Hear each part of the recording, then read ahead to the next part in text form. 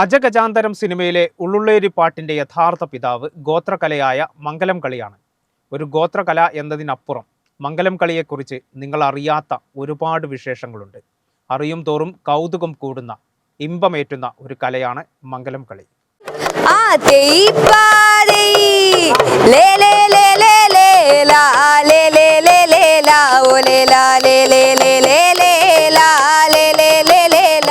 ഉത്തര മലബാറിൽ പ്രത്യേകിച്ച് കാസർഗോഡ് ഭാഗങ്ങളിലുള്ള ഗോത്ര വിഭാഗങ്ങളായ മാവിലാന്മാരും മലവേട്ടുവരും അനുഷ്ഠിക്കുന്ന പ്രാചീന അനുഷ്ഠാന കലയാണ് മംഗലം കളി. പേരിൽ തന്നെ ഈ അനുഷ്ഠാനത്തിന്റെ പ്രത്യേകതയും അടങ്ങിയിട്ടുണ്ട്. മംഗലം അഥവാ കല്യാണ അവസരങ്ങളിൽ മാവിലാന്മാരും മലവേട്ടുവരും കളിക്കുന്നതാണ് മംഗലം കളി. ഒരു പെൺകുട്ടിയുടെ ജീവിതത്തിലെ 3 പ്രധാന മംഗല സന്ദർഭങ്ങളിൽ അഥവാ കാതുകുത്ത് കല്യാണം, ഋതുമതിയാകുമ്പോൾ, അതുപോലെ വിവാഹം എന്നീ 3 സന്ദർഭങ്ങളിലാണ് മംഗലം കളി അനുഷ്ഠിക്കാറുള്ളത്. മംഗലം കളി എന്ന് പറഞ്ഞതിന്റെ അർത്ഥം തന്നെ മംഗലം എന്ന് വെച്ചാൽ മംഗല്യം എന്നാണല്ലോ.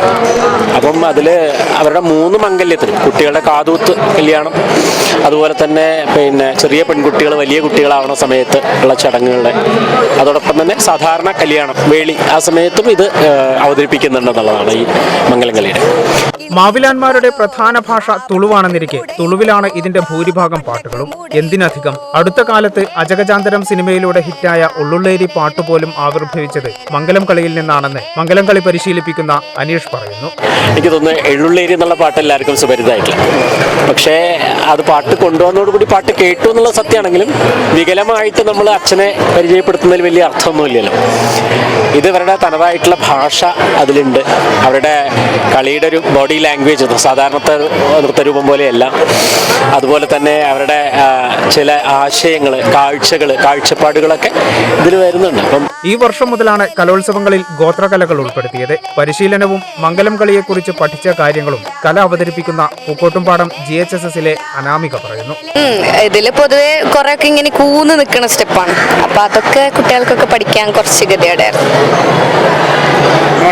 ഇതിന്റെ പാട്ടൊക്കെ ഇഷ്ടപ്പെട്ടു, ഒരുപാട് ഇഷ്ടമായി. പാട്ടൊന്ന് പാടിക്കും.